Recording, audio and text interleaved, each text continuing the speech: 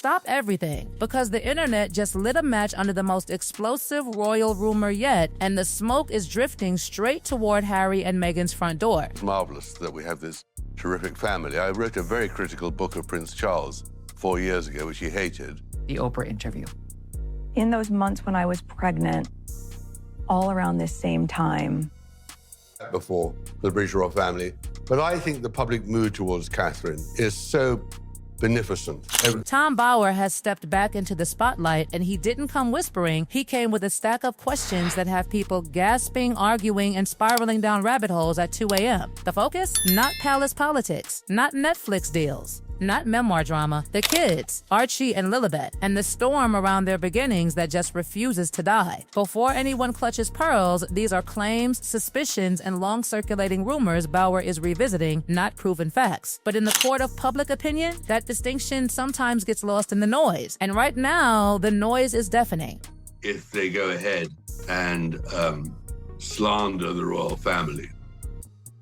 Bower's reputation is built on digging where others don't. He has made a career out of asking the questions polite society pretends not to hear. So when he starts circling the subject of the Sussex children and the secrecy around their births, people lean in hard. The core of what's being reignited isn't new. It's the old online chatter, surrogacy speculation, timeline debates, document inconsistencies, now being dragged back into the daylight and given a fresh coat of attention. Again, allegations, not confirmed realities. But they're being discussed louder than ever. This isn't just Candace talking. This time, an insider from inside Portland Hospital, the very place Meghan... And here's where the emotional punch lands. Because, fair or not, the conversation isn't just about Meghan. It's about Harry as a father. His public image over the past few years has been built around devotion to his children, protecting them, breaking cycles for them. So when narrative starts swirling that question the most personal parts of that story, it hits differently. Online, people split into camps instantly. Some say this is invasive, cruel, and out of bounds. Others say transparency would end it all overnight. Meanwhile, the couple themselves? Silent. Completely silent. And in scandal culture, silence never stays neutral, it becomes fuel. Social media has turned into a courtroom with no judge and no rules. Threads analyzing photos, side-by-side timelines. Amateur investigators dissecting hospital statements and press releases from years ago. Most of it speculative, some of it wildly imaginative, but all of it spreading at lightning speed. There have long been online claims about irregularities in public records and the tightly controlled nature of Meghan's pregnancies in the public eye. Nothing officially confirmed as wrongdoing. Nothing legally established as falsehood either. Just a fog of why is this unclear, that people like Bower are now amplifying by saying the questions themselves deserve answers. Then come the images, the baby bump debates that never fully faded from internet memory. To some, normal. To others, too staged. Again, perception, not proof. But perception is powerful, especially when attached to royal bloodlines and centuries of tradition. And the timelines. Oh, the timelines. Observers have pored over dates of appearances, announcements, travel schedules. Most differences are minor, explainable, maybe even meaningless. But when mistrust is already in the air, small gaps feel like canyons. What really intensifies everything is the institutional quiet. Buckingham Palace has never publicly entertained these rumors. No clarifications, no denials, no engagement, which, depending on who you ask, either shows dignity or avoidance. And now Bower is back on the scene saying, essentially, look closer. Not presenting denial reports, not dropping medical files, just pointing to the same gray areas and saying they matter. That's where the conversation shifts from fringe to mainstream. Because once daytime talk shows start asking, once major outlets write cautious questions are being raised pieces, once regular people who never cared about royal gossip start saying, wait, what? The narrative changes. It's no longer just gossip. It becomes a reputational shadow. And here's the uncomfortable layer. Whispers that go beyond surrogacy and drift into speculation about biological parentage. These claims are deeply personal and entirely unproven, but their mere existence is what's causing the emotional earthquake. For Harry, especially, the idea that that strangers are publicly questioning his connection to his children is not just scandalous, it's devastating. Publicly, he said fatherhood saved him. Privately, according to unnamed sources and tabloid chatter, he's said to be under immense stress from the constant scrutiny. Important note, those sources are media claims, not verified insight into his mental state. But the narrative being painted is of a man overwhelmed by a storm he can't control. In contrast, Meghan is often portrayed in coverage as composed and strategic in crisis. Again, media characterization, not confirmed reality. But that contrast fuels yet another storyline. Emotional prince versus calculating duchess. Fair? Maybe not. Popular? Absolutely. And hanging over all of it is the financial and media reality.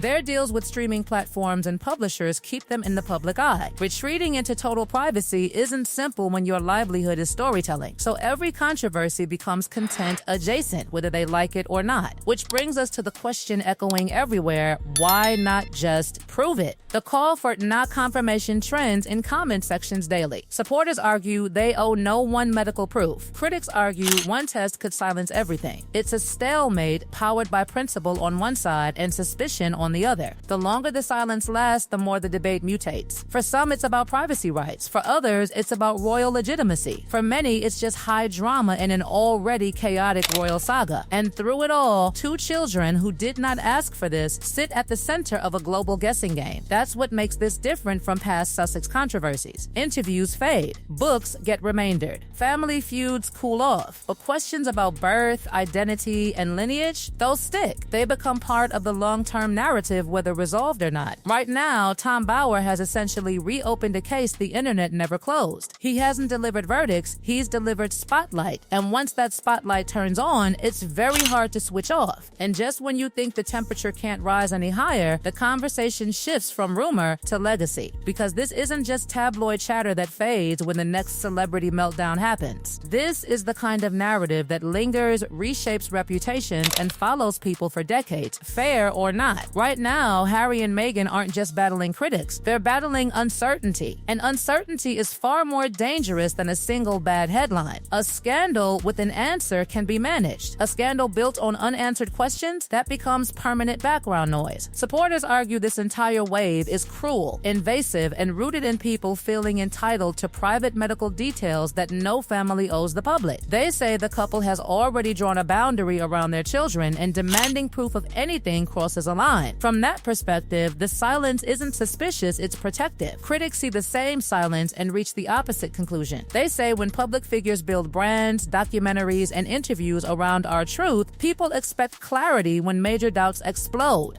To them, not responding looks strategic, like waiting for outrage cycles to move on. And that split is where the fire keeps burning. Inside royal circles, the distance between the Sussexes and the rest of the family has never looked more glaring. William and Catherine's children grow up in carefully staged visibility, balcony waves, holiday cards, public events. Archie and Lilibet remain mostly unseen, mentioned more in interviews than in photographs. That difference alone fuels endless speculation, even though there are many possible explanations: security, privacy choices, geography. But in the current climate, every difference becomes evidence to someone. There's also the uncomfortable truth that the monarchy runs on optics as much as tradition. Image management is survival. So when a narrative, any narrative, starts hinting at complications around lineage, legitimacy, or family structure, even baselessly, institutions instinctively step back rather than step into the storm. That distance may be about caution, not confirmation, but the public rarely interprets it that way. Meanwhile, the media ecosystem keeps churning. Commentators dissect body language in old interviews. Old clips resurface with new captions. Phrases are reinterpreted. Jokes become clues. And through repetition, speculation starts feeling like substance, even when nothing verifiable has changed. That's the strange power of modern scandal. Volume replaces evidence. What makes this especially brutal for Harry's public image is how deeply fatherhood is woven into his personal redemption story. He has spoken about breaking generational pain, about giving his children a different life, about protecting them from the pressures he felt. So when narratives, again, unproven speculative narratives, start circling that very foundation, it strikes at the heart of the identity he's tried to build since stepping away from royal duties. Whether he ignores it, denies it, or addresses it, he loses something. Speak out and the topic explodes bigger. Stay silent and people fill the silence with their own versions of the story. And Meghan, as always, becomes the lightning rod. In polarized online spaces, she's Harry's either the victim of relentless obsession or the mastermind behind every mystery. Nuance rarely survives in viral discourse. The reality is likely far more ordinary than the extremes painted on either side, but ordinary doesn't trend. Financial pressure adds another layer people love to speculate about. Their media deals keep them visible, which means they can't disappear until the noise dies down. Every appearance, every project, every public move gets viewed through the lens of damage control, whether that's the intention